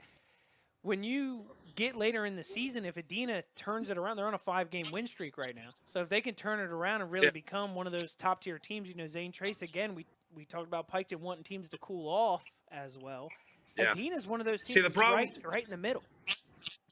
The problem with the SVC's Player of the Year award, especially on the boys' side, the girls' side not nearly as much with Emma winning it last year.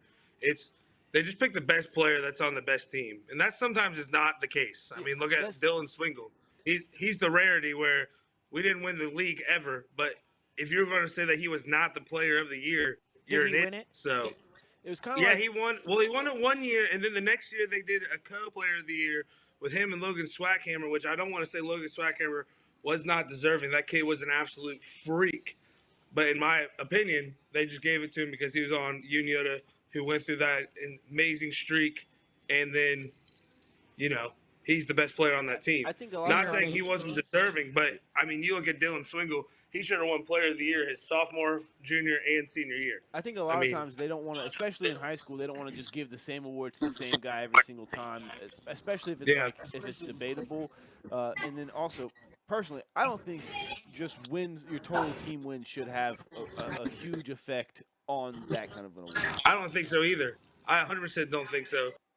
Like, especially Wyatt Brewster, whenever I was in school, he was on Piketon. If they would have won the league, he would have been Player of the Year every single year. They never won it, and he never got it. That's the number one reason. It's because they just didn't win the league. Even if you're on a team that may not have that record, if you're a player that does something against those teams that have that record, that means a lot to me as well. And I think this year is going to be one of the first years in a while where they might have a harder decision than they have in other years. Like, it really could be, anybody's game. It's going to be a toughie. I mean, right now, the number one team in the SVC, you might not even look at and say has a Player of the Year candidate. I really just couldn't even give you one name, just because as soon as I say it, I know that I'm going to go with Jody Ader. I'll Jody take Ader. the risk, and I'll take Jody Ader because I think Adina will kind of come back, have a good second half of the year. And I think when you talk about being the best player on the best team, it might not be the best team in the conference. I think their record will be right around there, and I think he might shine out around his compadres rather than Unioda, where you got to Fitch, you got to show block. Because you look at games, and Fitch might have a better all-around game, but when you see 18 points in the first half, you're like, man, that really makes your team go into halftime feeling pretty good when Zeke has 18 in the first half and 20 total, so only 2 points in the rest. Again, filling the stat category and other things. But okay, let's get on to some NBA trivia. NBA. Ooh, let's get it. All right, so let's start with. Now, anybody watching, if you want to pause it, you can kind of take your time and figure out your answers as well. We've got some 70s, we've got some 80s, and some general basketball knowledge. 80s, 90s now. You're listening to 101.5. Question number 1. Who has the most MVPs in the 70s? Now, don't In the overthink 70s? this, boys. Don't overthink this. Who has the most MVPs? Dude, I don't even know. Come on. I got this one locked. I think you don't overthink it. Who is just an absolute stud for years and years and years, and just a man. Dude, by the time we were kids. I'm trying to think of people. I'm trying to think of people decades wise. Like, that's too late for Dr. J, right? Yeah. He's Oh, 80s. that'd be right around Dr. J. So here's what I'll say. The answer is. I got this one. What do you have to say, Adam? Andy, hit me with that camera. You know what I mean? It's gonna be Kareem. Kareem Abdul-Jabbar. What do you like in your coffee? Kareem! Now, the reason why I say don't ever think it is because, again, that was kind of his era. He owned a lot of it. It really was his era. And that's why I'm like, man, if you have to take a shot in the dark, you just say Kareem when it comes to those types of things. Or Al Sindor, as he was on the Bucks at the beginning of the Ah, you suck, Kareem. Question number 2, and again, these questions were originally based for Coach Shu. He's got a deeper knowledge than us, so now we're going to go into number 2. Who had the most scoring titles? Coach Shu's out. Hey, Coach Shu's out saving lives for real, for real. He texted me. Something came up. He's out saving real lives. So there was a wreck on the side of the road. He dragged the dude out of the car. Yeah, he let me know. He didn't know how to do CPR, so he punched him in the chest, and the heart restarted. put him in the hall. He didn't know how to do CPR, so he just did open heart surgery. Yeah, he is what coached I him heard. back to life. With That's a how good of a coach with a he is. straw and a sport. Another With that reason, being another said- reason he should be in the Hall of Fame is because he can coach somebody. Put him in the hall. Yeah, put him in the hall for coaching somebody from the brink of death back to life. All right, all right. So the answer Hard to to do. that, most scoring titles in the 70s, is Bob McAdoo. Most assists for that era, and he would probably know this because I wanted to talk to him about it, was Nate Tiny Archibald. And the reason why I want to bring this man up, he was the leading assist getter in the 1970s. First man to wear a headband.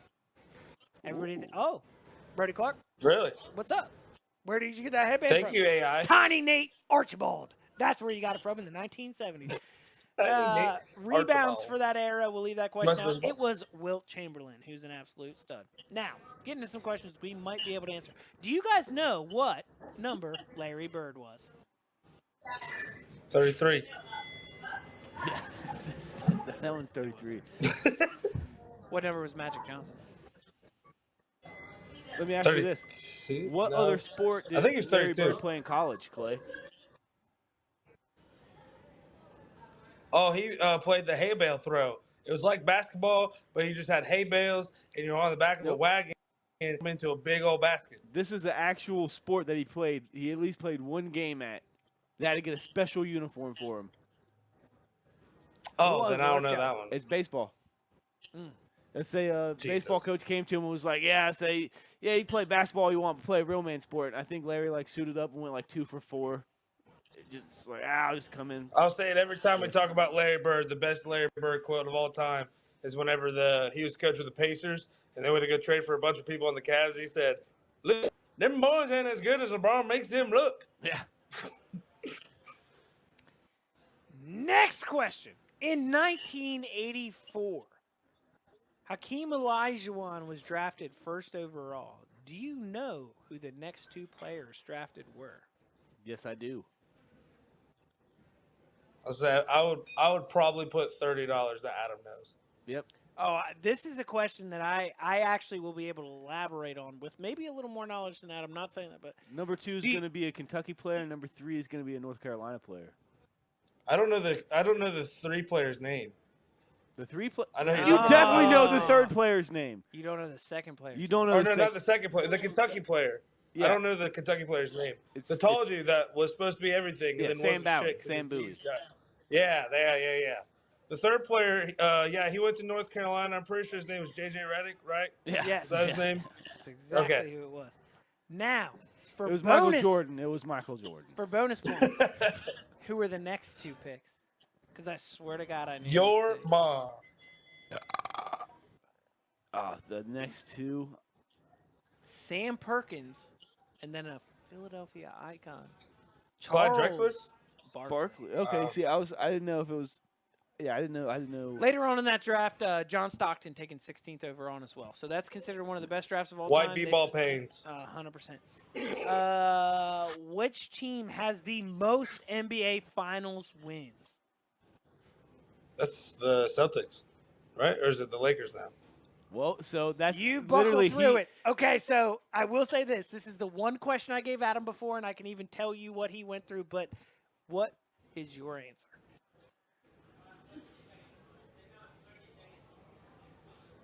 I want to say LeBron made them the number one now. Wrong. Wrong. Who is it? They tied at Yeah. 17. And he Okay. actually went through an entire Okay. thing where he says the Celtics, but did not answer the Celtics. He goes, the Celtics? It's the Celtics. But Bronze. And actually came up with the correct answer. Because and in said my they're reasoning, I tied. was like, Rondo won, and I said the wrong number. It's 17. I was like, Rondo won the 16th with the Celtics, and I'm pretty sure he won the 16th with the Lakers. And Tony goes, it was the 17th. But yes, you were right. The next question's fun too. What team has the most finals appearances without a win? Cavs. Oh wait, no, wait. Before a win, No, or you got to still go does not have a win? appearances, and they still don't. Jazz. Yeah, it is. It has to be the Jazz. It is the Phoenix Suns. Now, you have to Dumb. realize, yeah, really, but it's nuts. They've made it to the finals like 2 times in every decade Okay. and never won. That's a weird stat. It is. I like that one. The next one is there are only 2 original NBA teams that have never changed names or locations. So both. Which are they? Original NBA teams.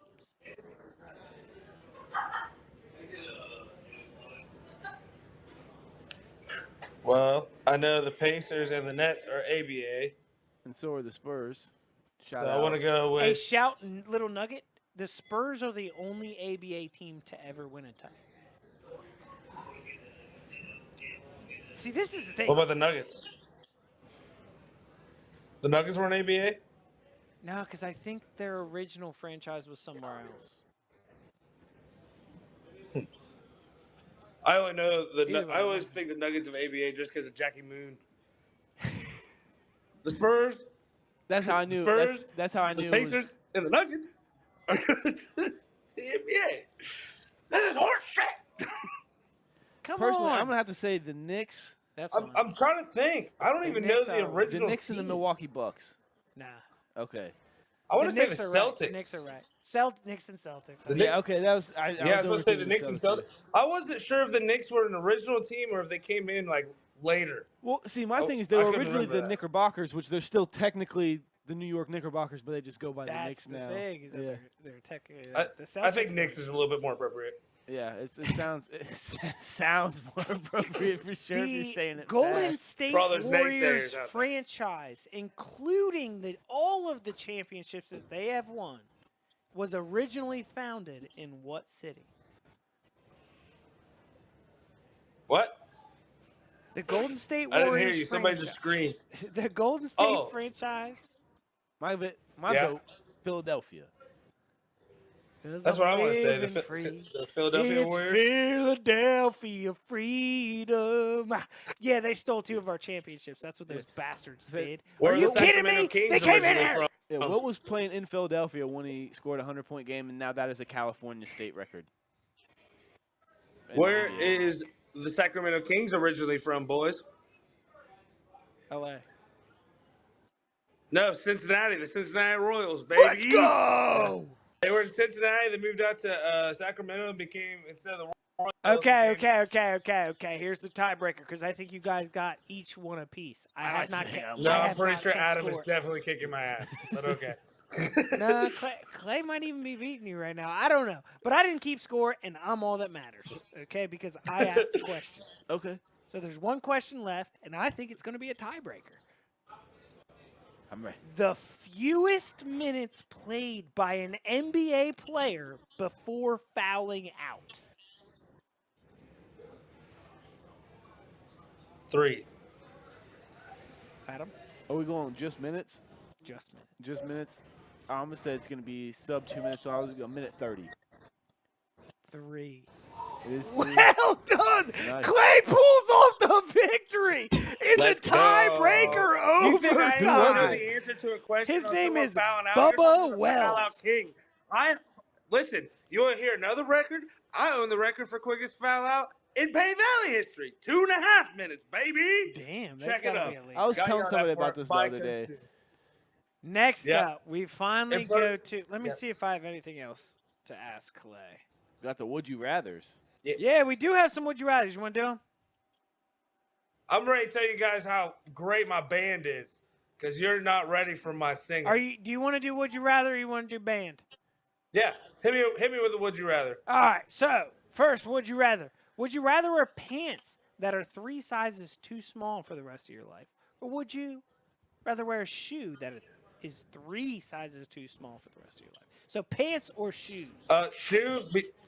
Shoe because I'm just not going to fit in the pants and I would just walk around barefoot the rest of my life. See, I think. Does that include shorts? Yeah, it's kind of like your waist size. Because if your shoes will never Yeah, change nope. with Give me age. them shoes. Shoes give me the too, but shoes. you have flip-flops and things. Like this question's a little bit. But do you get to Well, unbutton the what top about your button? socks? If a pant is 3 sizes too small and you unbutton the top button, it fits. I don't think you're going to even button the top button in the first place if it's I have pants that are one size too small, and it feels like they're about to. And the zipper don't be screaming going for up help. on them, man. I mean, yeah, I'm gonna have to go shoes too small as well, personally. And just go straight barefoot. Now Straight barefoot. you got to think about this though. Like Adam, you work in the kitchen. I work in the kitchen. Like at Applebee's. Technically, they wouldn't walk let around- you work. Yeah, walking around there with no shoes on could be problematic. Well, see, it's not so much problematic on like the bar side because I feel like if I'm barefoot, my traction's gonna be better. I feel like I got like my feet are gonna be able to like I'm not gonna slip as Yeah, much. it's also just going to But- be absolutely disgusting. Yeah.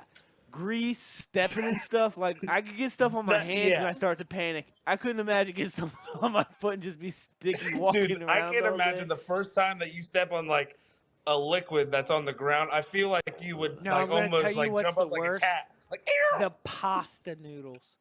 A random pasta noodle that got Dude. over on that tile, and it's just been there Especially if for it was 6 like a hours. That's the one fettuccine that's- noodle Ah. that just like went between your toes and oh god. Next no, up, not good. would you rather have a son with Beyonce's skills or a daughter with Hulk strength? And I'll clarify this question because I kind of thought about it in the first place.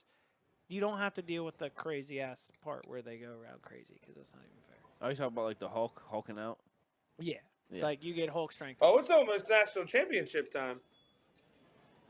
It is almost national championship. Personally, I'm No, going it's with not. my It's gonna only daughter. go with 6:15. We're gonna edit this. I'm gonna go. I'm gonna go Send with it. the Hulk strength. That's gonna give me way more money.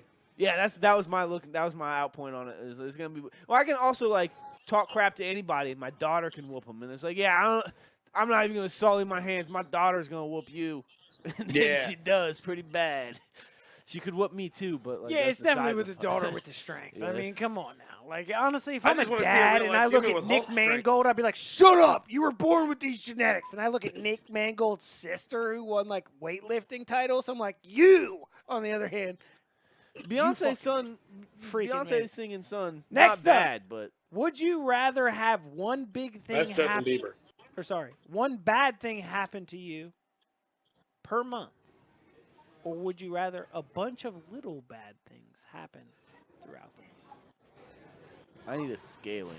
Like, how bad we talking? Like, am I talking So- like I got to deal with a death every single month for the rest of my life? or- No, it's not a death. It might be That- like an insurance claim that's somebody else's fault. Somebody hits you, they'll fix your car, but Oh, you're so like, like a- "Oh, this just sucks." So like a That's mild the bad inconvenience thing. versus like this No, ruins that's my the bad one. week. That's the bad one for the month. Now the minor things throughout it would be like you're consistently gonna stub your toe / go to grab a paper towel finger cut, and you get one of those. Nope, give me the other one. I ain't Yeah. doing finger cuts. No, Nope, see, give me I'm- the one a month. I ain't I'm doing no going- paper cuts. I ain't doing nothing like I'm that. doing one a month. Yeah, so I'm going one a month as well, just because like I know I will let me as a person, I will let those little things ruin my day. Hey, I will absolutely let them ruin my I day. don't want to be pissed because it's almost your fault. That's Yeah. when you're most pissed. You're like, I could have just slowed down and grabbed that paper towel, but now I got a paper cut the size of China on my hand, and I'm screwed, and I'm probably going to get gangrene. But that is our Would You Rather segment, another perfect one, and we're going to go into the third portion of this segment, and that would be build a band. We are going to build a band top to bottom. What are you saying, Clay's not here? I don't think You so. think we care? You think we need him? Clay, come back. Clay, please come back. You can blame it all. But on we got the Tony. build a band segment coming on. Again, we're pretty excited about this one. Andy's going to jump in as well. Derek's got his band ready to go. So we're going to hit all. We're gonna sit here and we're gonna get through this. First things first. You've got to have a lead man. Well, I guess you can go in any order, but I don't think we're going to take many lead men to begin with. So, who is your lead man? So my lead man's gonna be. Can it be a deceased person? Absolutely. Okay, I'm going Lane Staley, Alice in Chains. Think he's the best vocalist all time. Now build it around him. You got to build the band around him. Trust me, I'm building it around. I him. think I like I'm this a building lot. it around I him. like where Starting he with went Lane Staley. originally. Andy, next up, who's your lead man? Jerry Garcia. Easy. Ah. Easy money for him. Now, are you talking pre-stroke or post-stroke, or say, give me everything? He's lived there, done that. Give me old Jerry. I mean, even old Jerry was good. Well, you're goddamn right. He was good. The last song that he GGD. released, Great. crazy, man. I'll be better with the cursing, I promise. That's the Yeah. first one. Derek, lead singer. Bubble Bowl SpongeBob. I'm not going to lie, best answer yet. The way that he flexes his chin before he hits the microphone is absolutely epic. So, Bubble Bowl SpongeBob, great answer. I am actually going to go with Freddie Mercury. I think it's an easy one. I know everybody wants him. The ability to flex his vocal range and where I think I can get my music from, I think that's going to be a key piece, and I like him leading my band. I will go ahead and pick twice. I'm going to pick my guitarist next. You can get free and pick whatever instruments you want. It's a 5-band band, whatever you want. But I'm going to go guitarist. I'm going to go with Carlos Santana. Anybody that actually knows him, if you look at Woodstock performances, if you look at albums, if you talk about non-mainstream music, this was Underrated. that guy. If you're a hipster of the 1960s and 70s, you know Carlos Santana. I wasn't born then, so I can't be a hipster yet. I'm a little cooler than that. But that's my guitarist. Absolute ability to play everything smooth. We're ready to go with a nice Matchbox 20 going. Adam, who you got? Wouldn't it go back to Andy and me? No idea. We're going to go with you, Adam. Well, I want to get a double pick too, so it's going back to Andy. Go. Adam, it's Andy's back to you. Adam, it's your turn. Andy, back to you. This is a old Mexican standoff, guys. Derek, you go. Guitarist. John Williams. Slash from Guns N' Roses. He says That pass. was my next pick, Fine. bitch. He says pass to Andy. Jimi Hendrix. Easy.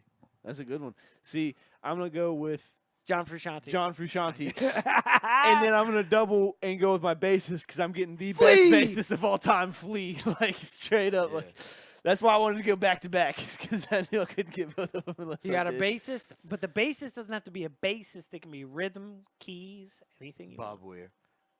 You piece of living crap. This is like my dream band. Okay. Well, my whole thing is that I'm thinking that people are going to take Jerry and these all types of things, and that I could get Bob on the back end as my rhythm because I'm putting something together and you ruined it. So I hope you know that I will never forgive you for what you just did. Should Do you want to? expect it. Do you want to add a rhythm? Oh, you can do. You're the person that you love. You can do as your next person because it's rhythm. It's. They don't need to hear Derek. He's going to say John Williams anyways. John Williams for his John Williams. Oh, Talk about a versatile guy. he is by the one the that way. did Star Wars, He did Jurassic Park, Jaws. E.T. If you need electric movie music, he made it. So if he's here it live, I'm sure it's great too, The as whole well. orchestra. Have I gone yet? No. Elton John, Oh. you pieces of crap. Only because I'm jumping him up because you're a piece of crap for taking Bob Weir. He's going to be my rhythm. You should expect that. But do I get to go twice? Yeah, you gotta go twice. Oh hell yeah! Then I get John Everybody Bonham. but I get me. John Bonham for drums as well. That'd be the Led Zeppelin drummer. I was gonna say Neil Peart would be another option for me, but I'm gonna go with John Bonham. So my list still has one to give. Yep. Andy. Andy, your list is Jerry, Jimmy. Bob Weir. I was going to go Mickey Hart, but to be honest with you, I'm leaning Ringo Starr. Oh, nice. I respect Yeah. everything. He's that has he's to do with a that. way better drummer than he's given credit for, Mhm. just because with when you have McCartney, Harrison, and Lennon all doing their It's thing, you just gotta 50-50. really just Because keep the see- rhythm. See, that's my thing. Is that when you look at him. Building something, Tony. Look, I love Ringo Starr. I really, really do. But when you look at his songs that he made as a solo artist, you know it don't come easy? Literally written by George Harrison. Like a lot of what's the other one? It's When I Was a Teenager. Every boomer out here knows exactly what it is. But that song written by John Lennon. You know what I mean? I feel like as a drummer he was good, but he didn't have the He wrote Yellow Submarine, dude. I He feel even like in sung this it. band when you You were have the imaginary character for. Well, I feel like in this band when you have Jerry, Jimi Hendrix, No, that's- Bob Weir, that's don't what you have have to to build. rely on Ringo. 1,000%. What are you going to do? You're going to put Phil Collins down there and just be like, yeah, Jerry's going to be up there just doing the real chill solo. Go ahead and throw Phil back there. Tarzan soundtrack. So for me, to close I it love out, your line. I was gonna drummer's gonna be Travis Barker, all-time favorite drummer. Okay. And then I was gonna come in with the keys and say Clay Archer, but I'm actually gonna pivot, go rhythm guitarist. Humble of you. Yeah, I didn't want to kill you guys too much because I'm gonna pivot and go rhythm guitar, Mick Mars, Motley Crue. Okay. So My drummer. I think I have 2 left. yeah, but So- Andy's got to go Doesn't- for his last one. Yeah, cheater. Derek didn't go either. Well, he's got He's the got one. a whole Derek, band. who's your favorite drummer? The Whiplash drummer movie guy. Miles Teller from Whiplash. You damn right. Oh, quick with that one. Damn. Yeah, yeah, I know. J.K. Simmons is kind of a dick in that movie, so it's one of my favorites. Is it my turn yet? Andy still got to go. Don't I have my There's no wild order. card left? Is that Yes. what that was? You get a wild card. Brent Midland. Yeah, I was about to say you piece of crap. I knew you were about to say somebody else. But yes, I will take it. Good answer. It was between him and Phil Collins, but then you no, made that comment okay. last time. I was like, I okay. can't It's do not it. him. It's not him. I thought you were going to take somebody else, and I'd be like, you can't take any more dead players. Go on. I've got, my list is complete, buddy. Okay, cool. So I'm taking Dave Grohl as my Okay. drummer. Oh, that's Also, he was on my list, Dave Grohl is my right drummer. behind Ringo. Absolutely to fantastic. quote Dave Grohl, he's not even that good of a drummer. Pigpen. I love it. Okay. He was on my list. I need a but little harmonica. I need a little bit of rhythm guitar. Easy Wind, My favorite song, by the way, songwriter from of all that, so I have time. to. Yeah. So The unreleased that Big being Pin said, album. we had a fantastic show for y'all. I'm really glad you guys got to come out. I did a horrible job at hosting it. I want to thank all of our guests. I want to thank everyone it takes to produce this show. Mr. Andy, beautiful job, as per usual. Thank you for talking on it, helping us out a little bit. Derek, thank you for pulling back that curtain and getting out here and letting us know about a little John Williams action. And I just want to thank everybody out there. Thank you for your guys' support. We're trying to get a Patreon together. Honestly speaking, it's tough to give all this time. We really, really, really want to try to start putting some of these kids on the map. We got some big ideas coming. We've got charities coming. We've got things that I don't even know. Just edit this whole thing out. Oh, Let's real restart. quick, I got Clay's list here. No, hold on. His We're honorary- restarting this. Here at Ride the Wave Show, we really want to thank you guys for coming out. And we really want to thank all of our guests, all of our sponsors on a regular basis. Adam, what do you got? I was going to say, I got Clay's list here. He's got singer. This is Snoop- your list. No, we're restarting again. This is Restart all Clay's of list. He said, here we go. Just give his list. Yeah, he said his list. Give his list. So we can cut all this out and just add it at the end of the. Just put it up to the camera. We did build a band. If Clay wants to talk about build the band, he can be here. Here's his list. We were supposed to say it. We didn't say it that much, but either way, we've run over like 6 hours by this point anyways. Honestly speaking, thank you here at Ride the Wave Show. Thank all of our sponsors. Thank you guys for coming out. Hit RTWavesports.com. Like and subscribe. Like and subscribe. Hit that button. Thank you guys so much. Random Act of Kindness. Have a good rest of your week. We'll see you next week.